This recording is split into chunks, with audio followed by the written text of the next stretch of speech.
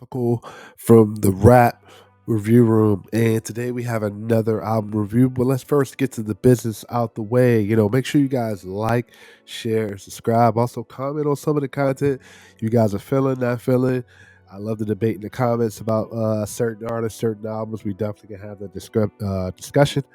Let me know what you guys think. Also, if you're an up and coming rapper and you want your music reviewed here on the channel and an authentic, a honest review, definitely hit me up on Instagram. Follow me on Instagram. Follow me on TikTok. Also, uh, comment on a lot of the videos we have here. All right, so today we have a special review, right? By an artist. Like I said, we've been friends for a long time. I've been on his project. He's on Canvas too, of course. Track Made It Out with myself and Ransom. I'm also on this new project. He has a new project he just released called Amor Fati, The Observer Story Part 2. So I'm going to review that album today. This is part 2 of this album. Let me know if y'all want me to go back and review part 1, and I'm pretty sure also he will let me know whether he wants me to review that, but that's something that we definitely open to. So let's do a little bit different for this review. I've been thinking a lot about this review, thinking about a lot I want to say about this review, this album, and also similarities to what I'm hearing on this album. This artist is a very complex, a great storyteller, conceptual, and we're also going to get him up here on a review to kind of talk about this album also, which I'd be very, very interesting take. So I had some questions, and I'm pretty sure if I have questions, you guys are going to have questions on exactly what this Amor Fati means, right? And here's the definition. Amor fati is a Latin phrase that translates to love or fate or the love of one's fate. It is a concept that encourages people to embrace all aspects of their lives, including suffering and loss, and see them as necessary or good, right? Just to add some additional context to that, here are some ways to understand Amor fati. Acceptance or embrace, see everything as good, make the best of it, internal recurrence, and a lot of different examples. So basically, a shortened definition is Latin phrase that translates to love or fate or love of one's fate. And saying that embraces this type of artist here on this album, right? Amor Fati, The Observer Story Part 2. Hearing part 1, right? And I think I am going to do a review of part 1, as I said. Hearing part 2, I can hear a lot of the conceptual maturity in this album, the emotional maturity of this album. This album is 19 songs, right? And I know before I've said I do want more, and I definitely got it on this project. And I thoroughly went through this album multiple times, right? And just to kind of hear what this artist's story is, who this artist is, some things that I definitely didn't know beforehand that I do know now, right? And I will say, from on a personal level aside, right? Just on a artistry level, it's a masterpiece of conceptual maturity, right? And I say that, and please go check out his music. I say that in purpose of hearing this man's, and also being in his life, being able to tell a story, being able to articulate that story, having the confidence, because that's what art is, having the confidence to be able to display your artistry, your story, who you are, your personality, your perspective in music. And I think that's beautiful, right? I think that's good. I think that's cool. The problem I have with some albums today, right, is that the execution isn't done.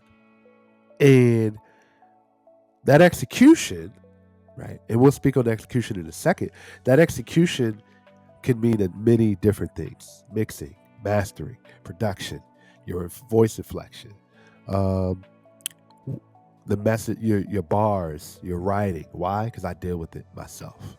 And I will say that this artist doesn't have an issue with any of those things, right?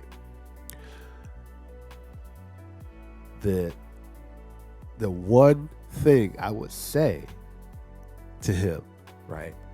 Because not only was I a little bit involved in this writing process, I mean, in this album making, also the song, is that I feel like this is an artist. When you hear this, it's like he wants to be heard. He and I know he's an amazing artist, and I understand how he wants to be heard. And Amor Fati brings a lot of that, you know, semblance of that, right? Again, the phrase that translates the love of fate, a love of one's fate, right? So, and this is just my personal opinion of saying that this album displays how he views his fate and how he views the fate of the world, society, love, music, right? His perspective on things, many different things: politics, our country, economy. And that to me is what Amor Fati stands for, including telling his story, right? Knowing him and also knowing more about him. You know how you know an author and then you support them by reading their book, and you read their book and then you learn and know even more, and it elevates your perspective even more, and you want more of that, right? And I'll say that this album brings everything.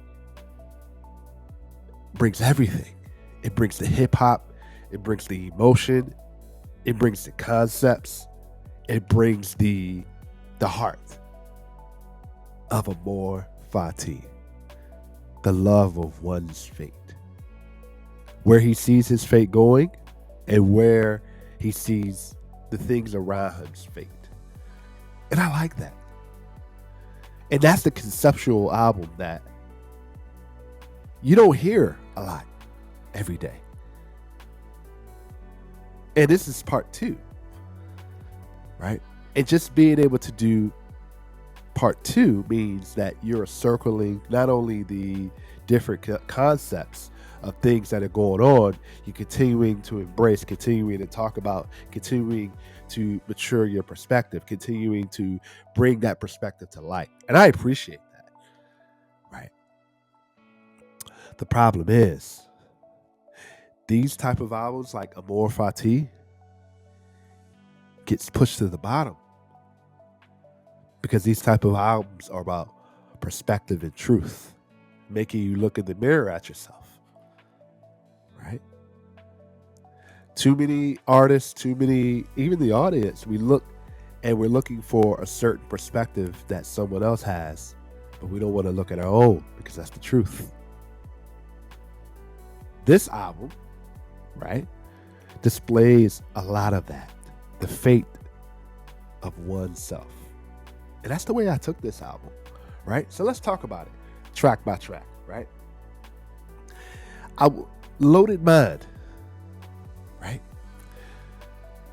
Usually when I'm listening to this particular artist, I'm not knowing what to expect, right? But I have a semblance in my mind of having kind of that, behind the scenes looking at it. I have a semblance of what to expect. But when I heard this, I was like, man, this is new. It goes back to knowing an author, reading a book, and you're learning something new, and it's interesting, right? When I heard this track, Loaded Mind, I was like, man, okay. That's the introduction of a lot of, I get it. Us as men, we got a lot on our mind, a lot going on. And I do get that it is hard to articulate that in artistry. And in many different ways, and I'm not even just talking about artistry, I'm talking about life. We as men have a lot of different ways of displaying a certain artistry that is hard to get out sometimes. But in terms of this, Loaded Mind is a tremendous introduction, right? Then we got into the one of the main singles, One Time, featuring K Mills. I was there when this gentleman performed this, man. What a great track. One Time, just for the one time, man, I was just like, man, this is a great track. And I couldn't wait to hear this, man. Right? Not supposed to. Another track. That was the very first track. And I love the execution of this track. I love the hook of this track. I love what he was saying. It's almost like he's speaking to CNN and MSNBC, the narrative of what we've been speaking on. And I like that, man. I like the ambitiousness of this album, the risks he takes. Right? Not everybody's gonna like it. Not everybody's gonna understand it. And I had to learn that from face value. Right? These complex rappers, complex artists, right? It's complex because you've got to be able to understand the complexity it took for them to make this album. And they want to be able to introduce that to you, right? And I know I harp on Lupe a lot on that Lupe review, right? But there's a difference between being complex and staying connected to the people and being complex and completely abandoning your audience, right? Higher learning. I've heard this track before, man, and he'll tell you to this day that me and him have had conversations about, this track, right? Amazing track, amazing track, right? The Carpenter. What a great another featuring Dr. Lecter. The Carpenter, man. If you guys want me to review Dr. Lecter has a gentleman out in the UK. Great artist. Big up and coming artist out in the UK, man. Shout out to him, man. Great track. I heard this track without him and I went back and listened to this track with him and I was like, that's a great addition. Right? Self-Love. Self-Love was, I felt like, a track that it starts to bring in the emotional and you're beginning to see the signs of back to Amor Fati, the love of one's fate, where and I'm going to say this a lot, to where he's starting to embrace, starting to understand the fate of self-love. And even thinking about it now, if you even look at some of the tracks here, Loaded Mind, One Time, Not Supposed to, Higher Learning, The Carpenter, even Self-Love, all these tracks now symbolize a sense of the Amor Fati story, the love of one's fate, right? I'll even say it, love of fate or love of one's fate, right? Embrace, acceptance, seeing everything is good, make the best of it, right? And I'm even reading more into this, right? Which happens including suffering and loss. So that's exactly what we're getting throughout this album. It is often associated with, I hope I'm not saying this wrong, but excuse me if I am, what Friedrich Nietzsche called internal reoccurrence. And excuse me if I said that wrong. I apologize for that, right? But getting back to the album, Greater Times. Greater Times is a catchy track, right? And of course, D-Struck, man, everything he touches turns to gold. Great track on this.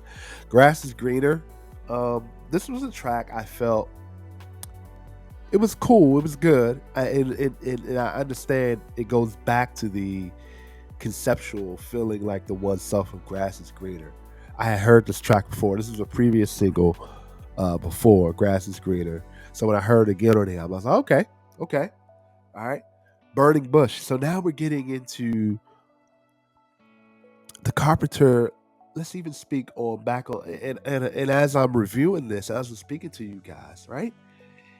It is bringing in a lot of semblance of the concepts of this album, right? The Carpenter. right? Tells a story of who a man stressed by work or life in general collapses in a morning run and finds himself in the hospital. The carpenter, right? Or, just bringing different things, right? Right? Even speaking about the carpentry of God, right? The association with God, right? Just that debate right there, man. That can mean so many things, right? Right? And speaking about in Christianity, Saint Joseph, Saint Matthias, and Saint Peter the Apostle, patron saints of carpentry, right? As Jesus and Joseph were described with Tecton, translated as the carpenter. And I would love to bring him on for this interview to be able to speak more to this because it's very interesting. It's very interesting, these little concepts on this album, such as that. Burning Bush, same thing, right? And I hope I'm saying the next track right. I apologize if I'm not. Sareva, I hope I'm saying that right, right? Sareva, right? And I'm just kind of looking up what that means, right? It's the it's basically and like I said, he'll be on here, and I'm just giving my perspective on this, right? Saraiva, including a Portuguese surname, is a Brazilian gymnast and a wine and sports distributor. And I hope I'm articulating this right, right? But that track was another great track, right? Everyone's hating, right? This goes back to Amor Fati, right? Minesweeper, another great track. He just put out a reel to short about that, the Minesweeper, right? You ever think about the game, the Minesweeper, right? Rise Up is one of my favorite tracks. I feel like Rise Up, featuring Akil did his thing on this. Is a great track. The bars are great. Um, I love that track. Love it, love it. Coming for You. I will say Coming for You. When I first heard this track, and it grew on me. It grew on me a little bit, and this is where the album kind of starts to get into a kind of a that I'll even say that like aggression, a little bit of we'll get a little bit of that like gritty style on there, right? The beat switch kind of I will say the beat switch kind of like I wasn't expecting that. These truck comes in and just it's like an apocalypse thing. Boom. Right? I wasn't really expecting that. Right. Um so I will say that that track was good. It was coming for you. It's a side of it's a track that really what he's saying. I'm coming for you in one way, and then you got destruction coming at you in another way. So I got that track. I like that track, right? And it's a great introduction into kind of going into a different tone, a different sound. So that was good. That was another great track. I love that. We got Heartless World. Myself, Destruct, and DL is on that track. Man, I will say, that verse I did, that was I was letting out a lot of pain and a lot of like just, another perspective. Just telling people like, hey man, what you see on social media and what you see even now being behind the camera is not, all that it seems to be. Right. And that's why I call for authenticity, honesty. Right. So Destruct, of course, did the hook on that. DL did his thing. Soulogik did his thing. I love that verse on that. Right. The Turnpike is a great track. One More Chance, man. I feel like that is a track that uh man, Marcel did his thing on that one. Destruct did his thing on that. And that's an upcoming to Ghost Children. Can't wait for that project, right? And this is just a little teaser into that, right? And then we go on to writing on the wall. That is a fantastic ending, which tells me it's kind of like when you're watching something, watching a show or a movie, or even, you're watching a whole season. This is like to be continued type, right? So I will say that we got 19 songs here. And I will say, take the time to really listen. This is not a listen that I feel like, how sometimes we listen to albums. It's here today, gone next week, a new album's out. I feel like this album belongs in your rotation. It belongs in your playlist. He kind of belongs in your circle of articulate, conceptual, complex, advanced artists, right? And my rating for this is pretty much, I give this a 9.25, right? I heard this album and it really changed my perspective on some things, right? It brings up debates, it brings up conversations, it brings up discussions. Hey, why did you feel that way? Why did you name the album this? Where was your mindset on this? What was your mindset on that? And it brings up a lot of discussion. But you know what? A lot of albums like that. Right?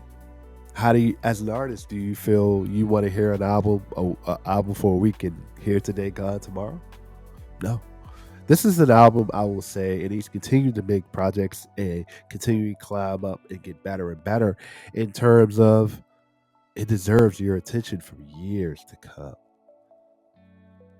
Progression, growing. And that's why I give this album a 9.25. Right? And it's definitely going to be on the end of the year, top 25 end of the year list. Definitely. Right? So, Amor Fati, The Observer Story Part 2 by Soulogik is a conceptual, advanced. It's an album about love of oneself, the fate of things going on around him, the world, society, politics, love. Right? And as an artist, I appreciate it. You don't hear a lot of albums like this every day. And it doesn't deserve to hear your listen for one day. It doesn't deserve your listen for a week. This is a timeless project that probably will be talked about for 5-10 years down the road. And it's one of those things where you go through life and you hear certain things and see different things on the news or the newspaper, and you're like, man, he just said that. So I give this album a 9.25. Definitely be on my end of the year top 25 albums of the year list. Definitely appreciate the listen. Appreciate being able to review this album. Definitely. His music, that album will be right down in the description. Make sure you guys like, share, subscribe. Follow him on all the social platforms, Facebook, Instagram, Soulogik. As I said, his platforms will be down in the description. Make sure you guys like, share, and subscribe to the channel here. We're definitely going to have him on an interview to definitely speak on a lot of the concepts and a lot of the things he was speaking about in this album. Definitely hit him up. Definitely check out his other music. Also, if you're an up and coming artist and you want your music reviewed here, definitely hit me up. Follow me on Instagram. Follow me here. Follow me on TikTok. Let me know if you want your music reviewed here on the channel, authentically and honestly on this channel. And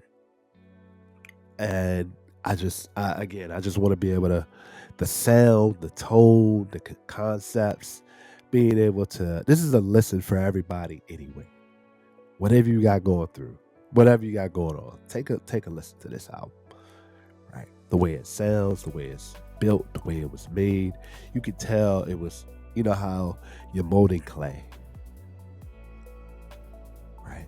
This album was made with a paintbrush, with molding clay on a canvas, right? All right. So make sure you guys like, share, and subscribe. Definitely follow me here. I'm Philosophical from the Rap Review Room, y'all. I'm out, y'all. Peace.